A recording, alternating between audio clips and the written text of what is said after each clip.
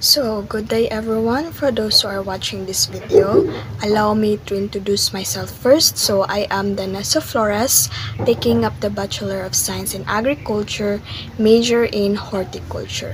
So, for today's video, we will talk about what is grafting of fruit trees. So, grafting practices can be traced way back 4,000 years ago to ancient China and Mesopotamia. As early 2,000 years ago, people recognized the incompatibility problem that may occur when grafted of olives and fruit trees. So, first, let's define what is grafting. So, grafting is a technique that joins two plants into one. So what are these two plants that join into one? So they are called the scion and the rootstock. So always remember, when you want to graft a fruit trees, dapat kabalo ka sa genus and the species. So kung mag-grafted ka, dapat ang imong i-grafted na plants is the same sila og genus but different sila og species. For example, mango. There is sa Philippines, commonly ginagamit nila na kanang mga fruit trees na ginagraft is ang mango. So mango is daghan siya different species. For example, I want to graft paho na mangga. So ang rootstock nako is paho na mangga, while ang species na gusto nako i-graft dito kay paho na mangga is ang apple mango. So mao inana siya. Dapat different sila dapat same sila og genus but different sila og species. Example sa mga citrus, di ba? Ang example sa citrus is ang lemon, ang orange, ang pomelo. So mao na mga family sa citrus.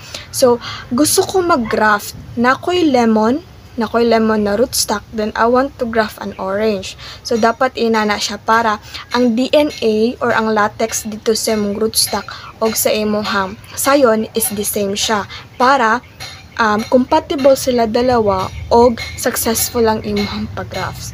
So, one factors pod nga mas successful ang imuhang ang imuhang grafted plants is ang imuhang scion. So, you should identify a scion nga matured. So, how will you identify nga matured ang imong scion? So, si scion, dapat manguhat ka dito siyang parent na free from diseases na branch.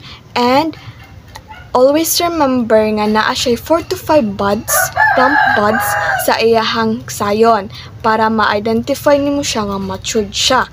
So, ang size pod ni scion must be a ruler size, 12 inches ruler size. And ang iyang kadakunon o iyang kadako is pencil size. The same pod si rootstock. So, let's move on. So, I have here also methods of grafting. So, I included here 5 methods of grafting. So, first is a cliff grafting. So, si cliff grafting, inana ang nawong ni cliff grafting, you will cut the scion into a V shape. And si rootstock imong ikat pod siya. Kung unsa kataas ang imong pagkat kay rootstock into V shape, mopud unta ay maopod kataas ang imong pagkat kay rootstock.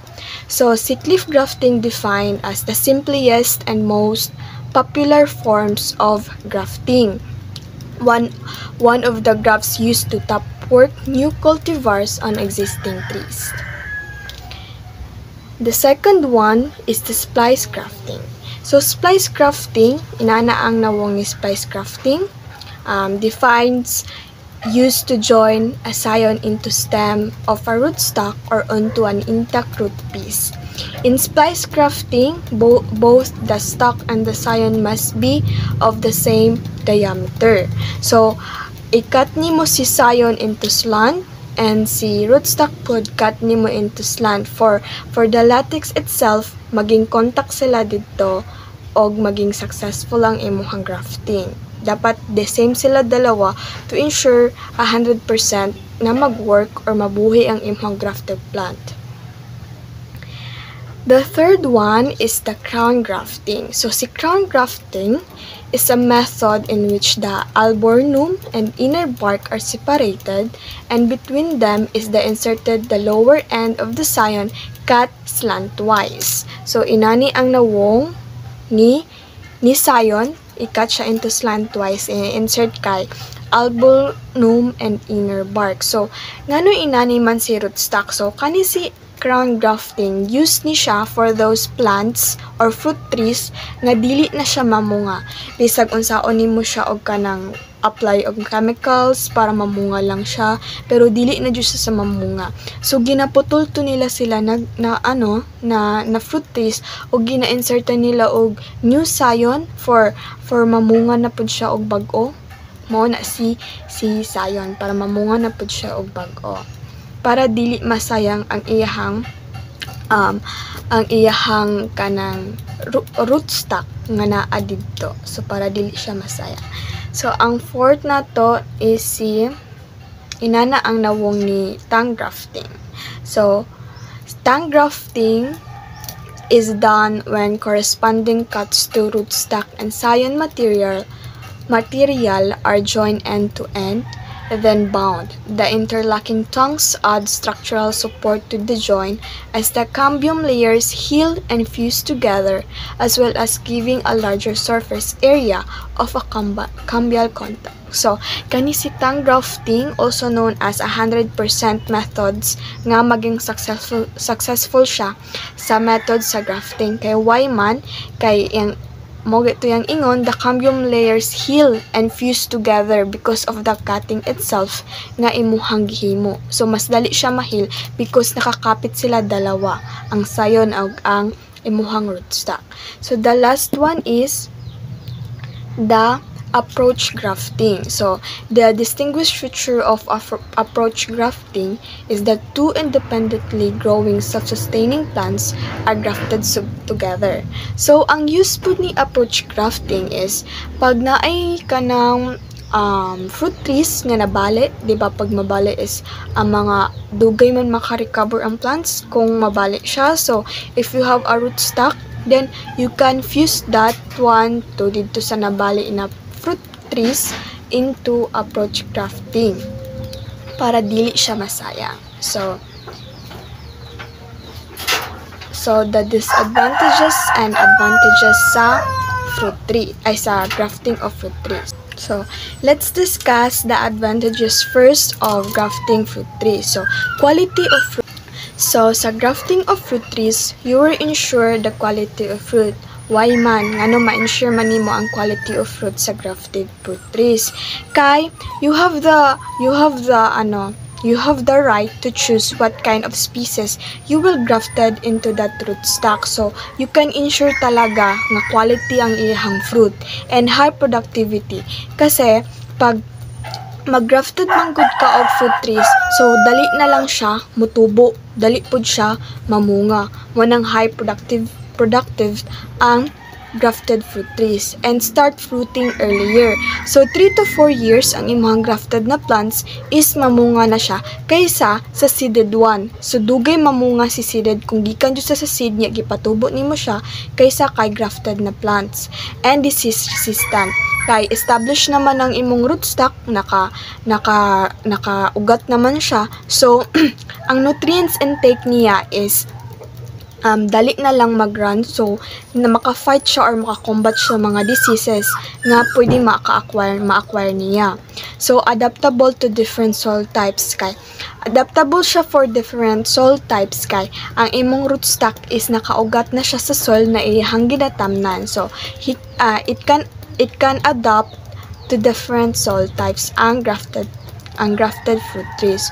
So the disadvantages of grafted fruit trees is it requires skilled workers, then only the grafting becomes successful. Kasi mabusisi man gud ang grafting. If mamali lang ka, dili siya mutubo because of the cuttings nga mali-mali, wala sila nag-contact together. So mo nang dapat skilled workers kay dapat skilled workers should ang kanang pwede nga mag-graft ana. Kung beginners ka, pwede man ka mag-practice, but ang chances sa imong grafting fruit trees kay duha-duha. So this method also consumes much time and effort. The plant selecting for the grafting must be always close relative. Even then, the success depends lang gihapon bisag close relative lang sila because of the factors kay open wound man, kay imong samaran man ang imong sayon and ang imong rootstock. So tendency, duulunon sila og mga bacteria, funguses, pathogens, and whatsoever. So, the number of plants that are produced by the grafting processes is always limited. And next, we have the materials needed in grafting of fruit trees. So, yes, always present si sayon. Kay kung wala si sayon, so wala kay mag-graft. And si rootstock. So, si cutting shear, used for cutting your rootstock. And si cutter, for kanang pag mag-cut na ka sa imong sa imong sayon. To cut nimo what kind of methods you will use, and you will use cutter. And si grafting tape. If you don't have grafting tape to bind together the sayon and the rootstock, pwede ra ka mo gamit og cellophane sa ice water or ice candy. So in conclusion, ang purpose ni grafting naa siya is to ensure the quality of your fruit and also the high yield performance of your plants. Especially for those plants or fruit trees nga wala siya liso. For example, kanang mga fruits na walay liso is ang breadfruit. Nakatilaw na babuan ng breadfruit. Kanang breadfruit is family na sila ni kalamansi or nilangka. So, kana sa breadfruit, sa ato pa ginatawag siya og kulo. Mo nang purpose ni grafted fruit trees kay na mga fruits nga walay liso, so pinaagi ka ni grafting practices, pwede ka makagraft sa iyang species through sa iyang sayon. So before I end my presentation, I would like you to read this quote by Gordon Ramsay, and it says, "Put your head down and work hard. Never wait for things to happen. Make them happen for yourself through hard graft and not giving up." So, thank you guys for sticking up with me until the end of my presentation. Have a good day and thank you for watching.